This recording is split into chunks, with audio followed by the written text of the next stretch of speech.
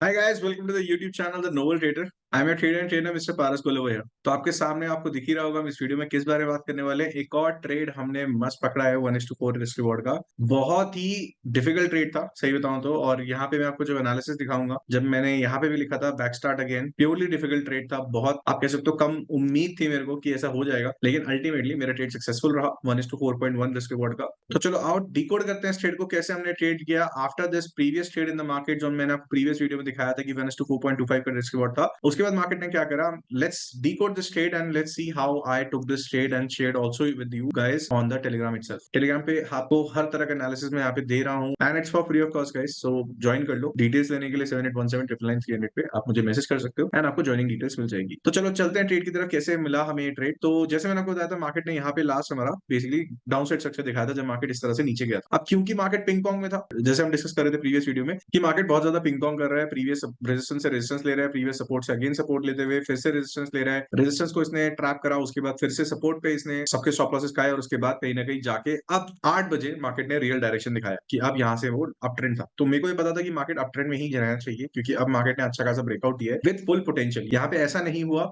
कि सिर्फ एक छोटा सा विकआउट करा या छोटा सा एरिया में ब्रेकआउट करा उसके बाद रिवर्स कर गया। तो अगर रिवर्स नहीं आया और ब्रेकआउट के बाद मार्केट सस्टेन कर रहा है तो यानी कि डायरेक्शन टुवर्ड्स अपसाइड ही है। Now when the direction is towards upside, I was waiting for a retracement. तो जैसे ही मार्केट ने फर्स्ट रिट्रेसमेंट पुल बैक दिया, now I was waiting and preparing for my trade itself कि हम कहां trade कर सकते हैं। चलो जूम करते हैं और समझते हैं कि कहां से ट्रेड पकड़ा गया है। फर्स्ट ऑफ ऑल मार्केट ने क्या करा कि एक स्विंग्स बनाते हुए higher highs and higher lows की मूवमेंट में इसको कंटिन्यू करा towards the upside like this, और पहली बार मार्केट ने यहां से रिट्रेसमेंट दिखाया इस मेजर हायर लेवल से, और फिर यहां से मार्केट नीचे आता गया। नीचे आने के बाद मार्केट ने, अगर आप देखोगे, बहुत ही सिंपल और बहुत ही ऑथेंटिक ट्रेंड लाइन बनाई। ट्रेंड लाइन बनाने की वजह से क्या हुआ कि मार्केट ने ये जो ट्रेंड लाइन सबको शो करी, millions of traders were trading on this breakout, क्योंकि इस कैंडल ने, ये जो आपके सामने कैंडल बन रही है big red candle, why is this big red candle, आपको उसका इमोशन समझना है। तो मार्केट में जब ये ब्रेकआउट हुआ, क्योंकि यहाँ पे बहुत सारे ट्रेडर्स जो ट्रेंड लाइन ट्रेडिंग करते हैं, they were waiting for this sell opportunity, जब मार्केट यहाँ से ब्रेकआउट करेगा और ब्रेकआउट करने के बाद वो लोग सेलिंग करेंगे। जैसे ही सब लोगों ने सेलिंग किया मेजर, आपको पता है जब आप सेलिंग करते हो तो अपने स्टॉप लॉसेस कहां लगाते हो, प्रीवियस रेजिस्टेंस लेवल्स पे। तो मुझे पता था मार्केट ये तो खाएगा ही खाएगा, यानी कि मार्केट यहां तक तो जाना ही जाना है। अब जाएगा कैसे, तो मार्केट हमेशा की तरह क्या करेगा, जब भी मार्केट को ऊपर जाना है तो सबसे पहले क्या करेगा, एक सपोर्ट बनाएगा। तो ब्रेकआउट के बाद जो पहला सपोर्ट बना मार्केट में, यहाँ पे इस लेवल पे बना था 2239.75 के लेवल पे बना। Now my major question was whether this support will be sustainable और नॉट। तो उसके लिए हमें क्या करना पड़ता है, वेट करना पड़ता है और देखना पड़ता है, एनालाइज करना पड़ता है, क्या ये ट्रेड सस्टेन करेगा, क्या ये सपोर्ट सस्टेन करेगा, और अगर करेगा तो हमें वहां से ट्रेड को कैच करना है। अगर नहीं करता, मार्केट फुल ऑन नीचे चला जाता, ब्रेकआउट कर देता, then we will not be interested in this trade. तो हम फिर वहां पे इंटरेस्टेड नहीं रहते। लेकिन जैसे आप देख सकते हो मार्केट ने ऊपर गया, यहाँ पे रेजिस्टेंस बनाया। मैं थोड़ा और जूम कर देता हूँ सो दैट आप लोगों को अच्छे से समझ में आ जाए। तो जैसे आप देखोगे यहाँ पे मार्केट ने क्या करा, मार्केट ने ऊपर जाके रेजिस्टेंस बनाया। Now from this resistance and from this support, this was a very major you can say war between the buyers and sellers, because support पे जो बायर्स होते हैं वो क्या चाहते हैं कि हमेशा मार्केट ऊपर जाए और ऊपर जाके हमेशा सेलर्स को स्टॉप लॉस खाए। जो मार्केट रेजिस्टेंस से सेल करते हैं उन सेलर्स का मोटिव क्या होता है कि मार्केट नीचे जाए और सपोर्ट को ब्रेकआउट करे और सपोर्ट को ब्रेकआउट करते हुए उनके स्टॉप लॉसेस खाए। तो इस तरह से एक वॉर चलता है between buyers and sellers itself. तो जैसे ही मार्केट ने बनाया रेजिस्टेंस के बाद मार्केट नीचे आने लगा, नीचे आने के बाद मार्केट में सपोर्ट लेवल को रीटेस्ट करा गया। अब अगर सपोर्ट लेवल रीटेस्ट हुआ, रीटेस्ट होने के बाद मार्केट ने फिर से फुल ऑन एक स्ट्रॉन्ग मोमेंटम में, इवन आप देखोगे यहाँ पर एक छोटा सा गैप अप भी हुआ था, एंड इस गैप अप की वजह से मुझे समझ में आ गया अब मार्केट मोमेंटम स्ट्रॉन्ग है, यानी कि यहाँ से मार्केट ऊपर जा रहा है। और अगर ये ऊपर जा रहा है तो सबसे पहले कहां जाएगा, सबसे पहले मार्केट हमेशा प्रीवियस वाले रेजिस्टेंस लेवल पे जाएगा। और ये इस लेवल पे ही क्यों जाएगा, इसका भी रीजन मैंने आपको बताया कि जब मार्केट में ट्रेंड लाइन ब्रेकआउट हुआ, ये मेजर ट्रेंड लाइन ब्रेकआउट हुआ, तो उसके बाद क्या हुआ, जितने यहाँ से सेलर एंटर कर रहे हैं वो अपना स्टॉप लॉसेस कहां लगा रहे हैं, अपने प्रीवियस रेजिस्टेंस पे। तो इसके ऊपर, इस रेजिस्टेंस के ऊपर और इस रेजिस्टेंस के ऊपर मेजर स्टॉप लॉसेस हैं सेलर्स के। तो एज अ बायर अगर मुझे प्रॉफिट करना है तो मुझे क्या करना है, मुझे सेलर के स्टॉप लॉसेस को हंट करना है। अगर मुझे एज अ सेलर अपना प्रॉफिट करना है तो क्या करना है, बायर के स्टॉप लॉसेस को हंट करना है। तो सिंपल मेथोडोलॉजी होती है जो आपको फॉलो करनी पड़ती है मार्केट में, और उसी बेसिस पे आप ट्राई और ट्रेड कर सकते हो और उसके बेसिस पे आपके रिजल्ट्स भी बहुत अच्छे बनेंगे। तो सिमिलरली जैसे ही यहाँ पे सपोर्ट सस्टेन हुआ, I started taking a buy, and along with the buy itself मैंने यहाँ पे टेलीग्राम में आपको रिपोर्ट दिया था एग्जैक्टली ऑन 841। तो आई थिंक मैंने यहाँ पे ट्रेड लिया था, एंड यस एग्जैक्टली एट 841। जैसे आप देखोगे कि मार्केट में another trade idea risk reward is to 1:4.1। तो यहाँ पे मेरा ट्रेड आइडिया बन चुका था, हमने यहाँ पे शेयर करा आपके साथ। और उसके बाद जैसे जैसे मार्केट चलता रहा, जैसे मार्केट ने एक अपसाइड स्ट्रेंथ दिया, उसके बाद फिर से मैंने अपडेट किया था कि किस तरह से मार्केट अपना एक आपको कंजेक्चर दे रहा है, ऊपर की साइड पे जा रहा है। ये लगा लो 843 तक हमारा 1:2 रिस्क रिवॉर्ड हो चुका, ठीक है, यहां तक हमारा 1:2 रिस्क रिवॉर्ड हो चुका था।